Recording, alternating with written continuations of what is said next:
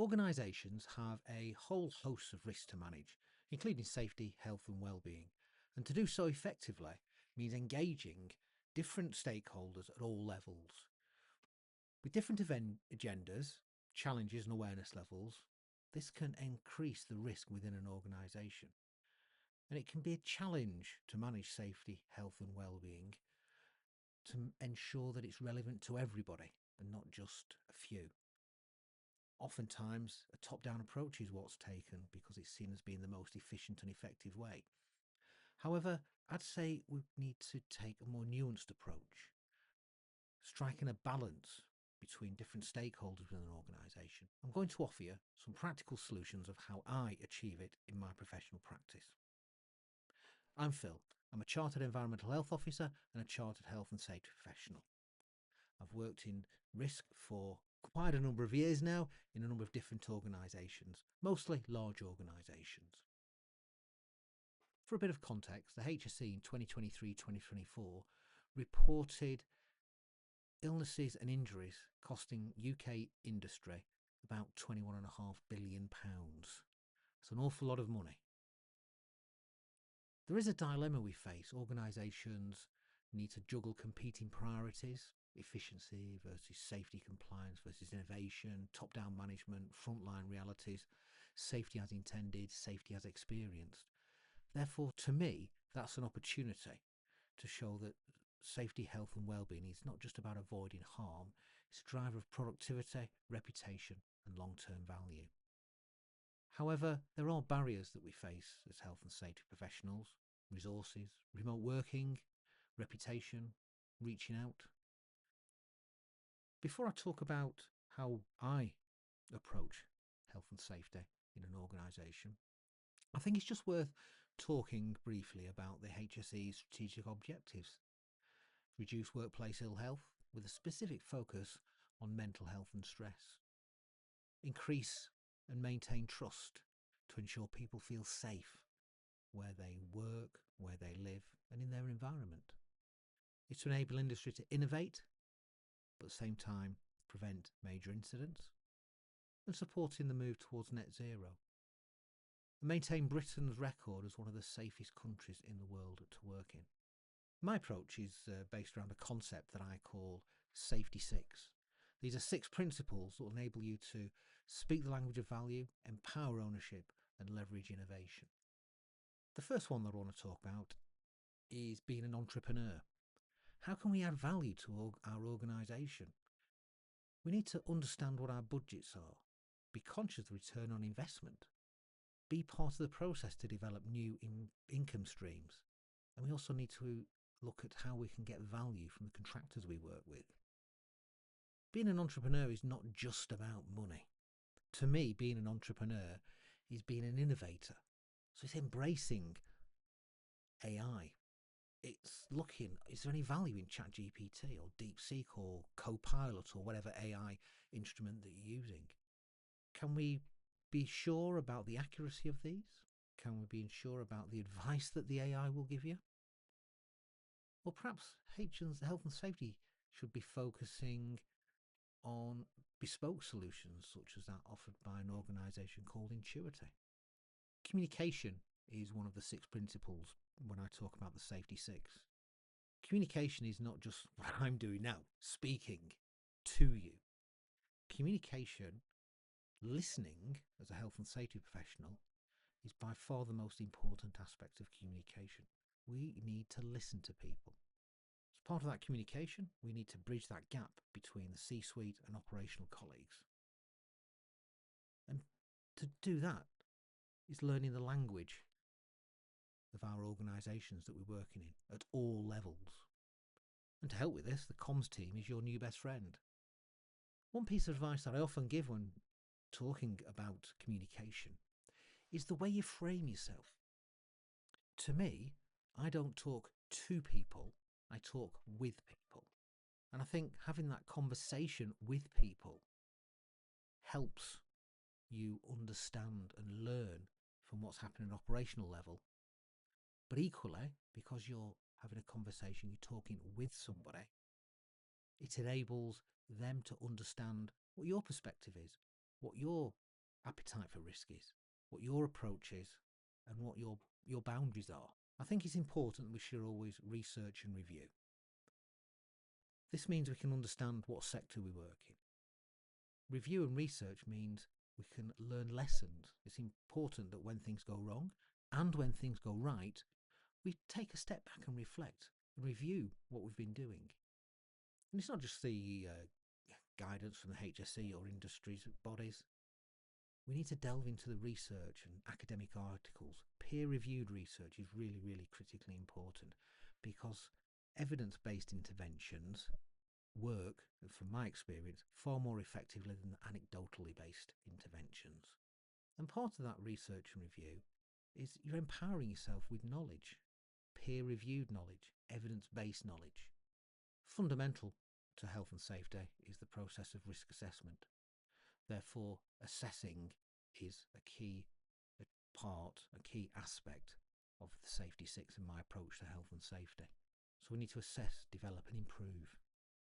Part of assessing, developing and improving is that engagement at all levels, going back to when I talked about communication. It's not being precious about anything.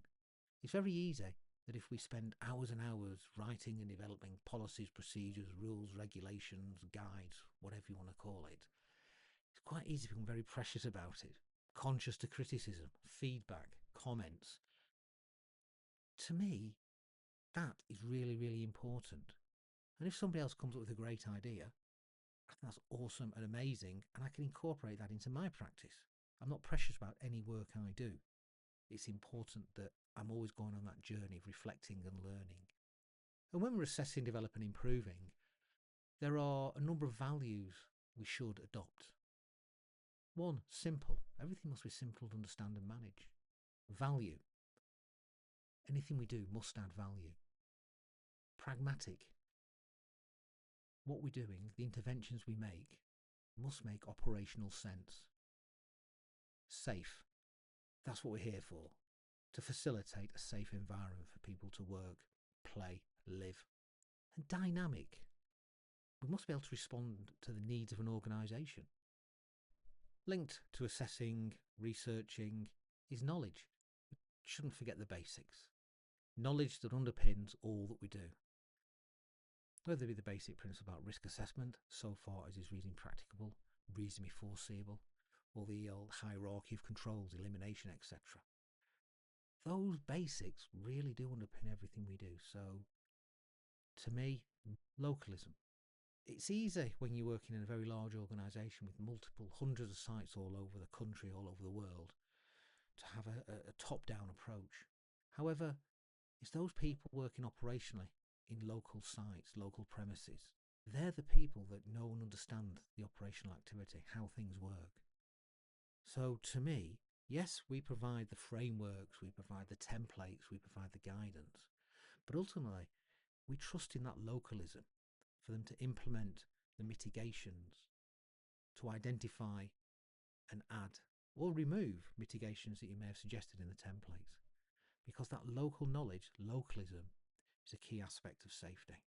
Overarching everything within the Safety 6, or if you turn around the letters that start each other, CLARKE safety, is leadership. Health and safety leadership is really, really important.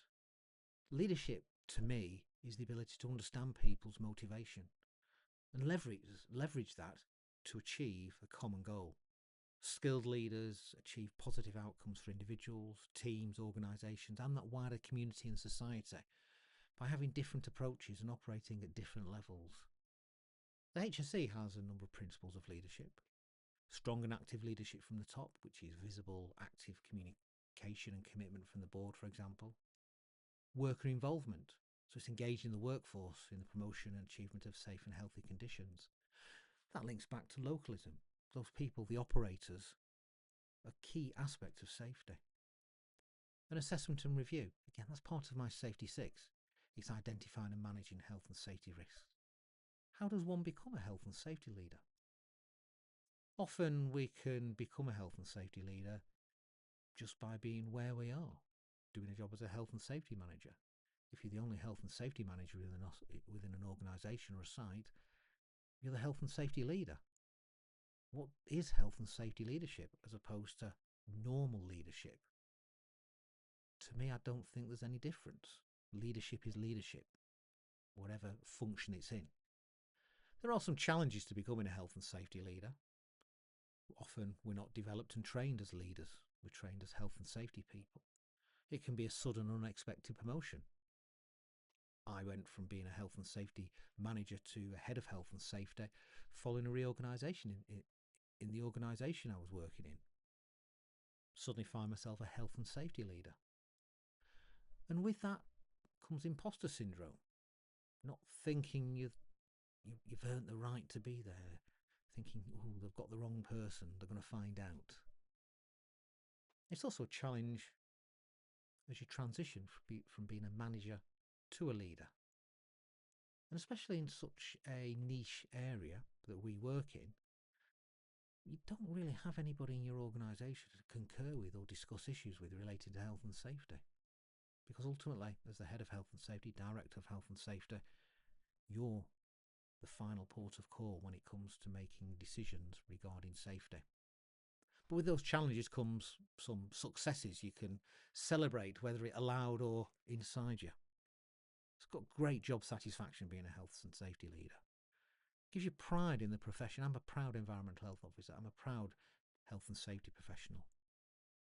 Gives you invitations to speak and discuss. I've spoken at a few events as a health and safety leader, and that really does boost your ego, but it also boosts your confidence. So what takeaways can I give you from this short introduction to the Safety 6 or CLARKE safety? Well, over the next few weeks, few months, in various videos I'm going to discuss in depth a little bit more about my philosophies and principles, communication, localism, assessing, reviewing, knowledge, being an entrepreneur. But 3 key takeaways I'd like to leave you with are: don't be precious about anything, think freely, engage, listen and discuss. Second takeaway is it starts with our people. Our profession is about people, creating a safe environment for our people to work, to live, to enjoy their lives. And final takeaway, this goes back to one of the aspects of the Safety 6. It's to assess, develop and improve.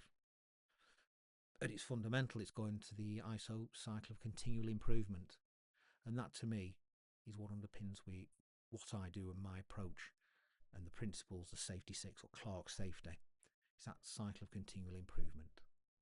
I hope you've learned something today. I hope you may have been inspired to do something, even if it's just to look a little bit more in depth at one of the aspects of safety I've been talking about. If you've got any value for this, I'd like to subscribe and like this video and maybe make a comment below, which I will endeavour to reply to. So until the next video, thank you very much for listening and have a great rest of the day.